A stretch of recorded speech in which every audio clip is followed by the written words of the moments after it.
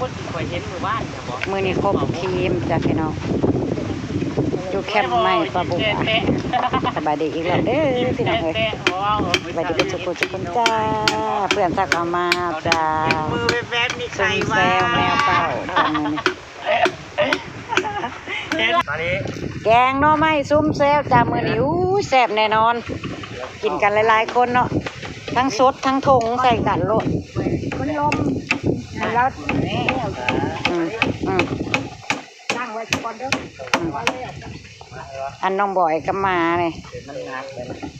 เป็นไงสวัสดีครับ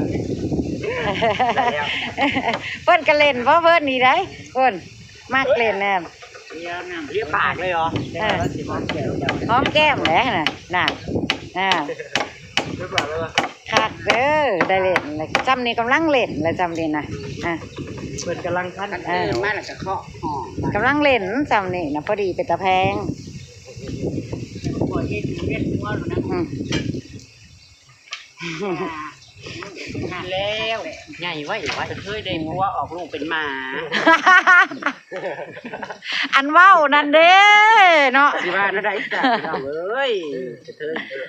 ได้หัวดอกลูกเป็นหมาเร่หัวเราไปกับข้างแงงอยู่เนาะเป็น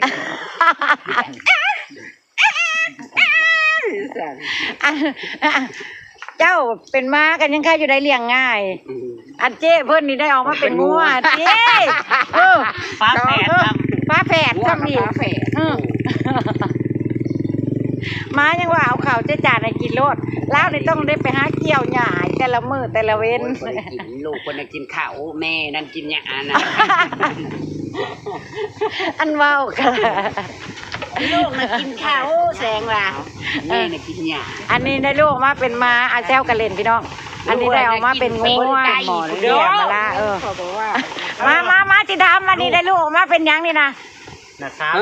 อันนี้นะได้ลูกออกมาเป็นยัง บ่ได้เป็นแม่กระแดง เป็นแม่กระแดง นางได้ผัวได้นางกับเล่านางก็บ่ได้ลูกขอถามแล้วก็บ่ได้ผัวน่ะ75จังหวัดหักบ่ได้ลูกจักคน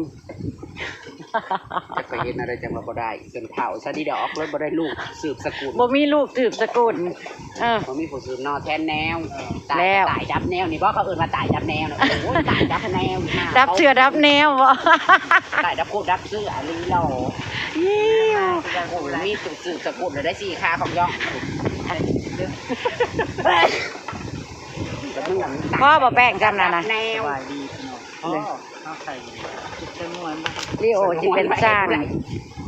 าง ที่แล้วเพราะว่าจ่ายไปบ่ได้ผัวประชาชนนี่ไปบ่ได้ผัวหลายผมก็บ่ได้ลูกเขาก็สิถามอีกแล้วก็สิลงโทษอีก ไปเป็นยังจังบ่ได้ลูกอีกแล้วเนาะจักสิเกิดมาเป็นยังอีกบัดนี้นะ เกิดมาเป็นมานมยานเปล่า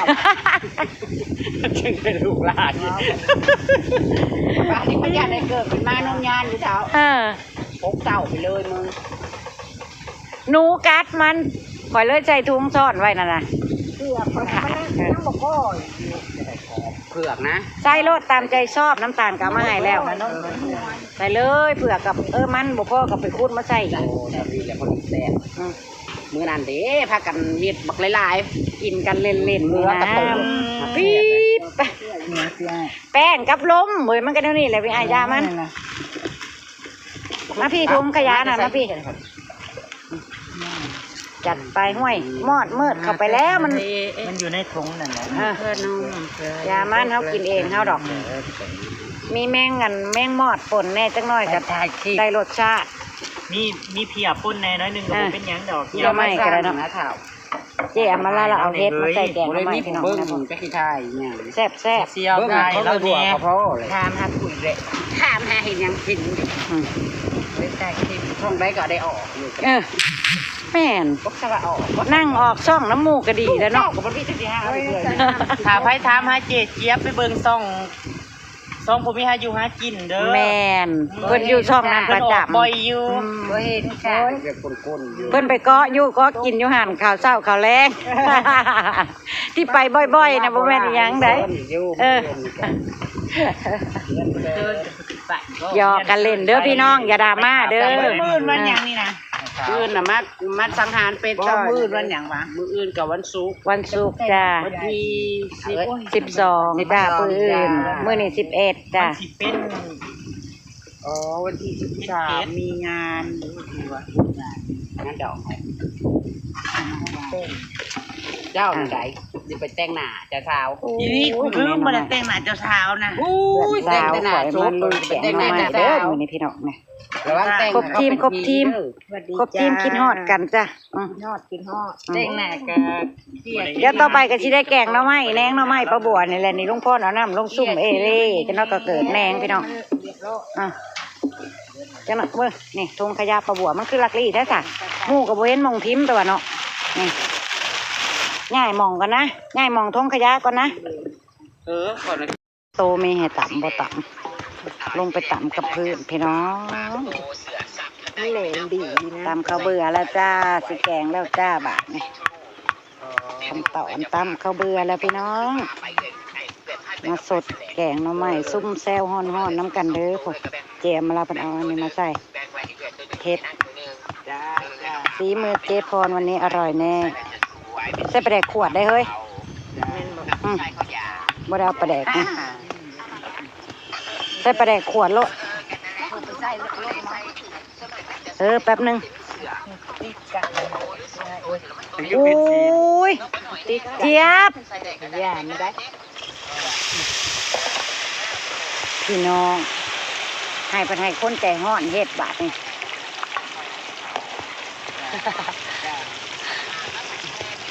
จ้าสวัสดีจ้าสวัสดีค่ะ พี่ไอ้เจ้าคือบ่เฮ็ด โอ้ยพี่ไอ้ แซ่บอยู่นี่ กันจ้า แซ่บอยู่ ชิมมึงดูมันคือเป็นแล้วนี่พี่น้อง พอแล้ว เอาไปเนาะกินเล่นซื่อๆเนาะ กรอบอยู่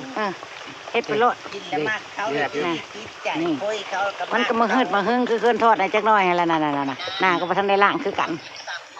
แซ่บบ่พี่ไอ้ กรอบ นั่นพี่ไอ้เราว่าแซ่บเบิ่งให้ป้าบัวชิมเบิ่งดูทอดไปโลดกินเล่นๆกันเนาะกรอบๆแซ่บๆแม่ แต่ว่าแซ่บเด้อพี่น้อง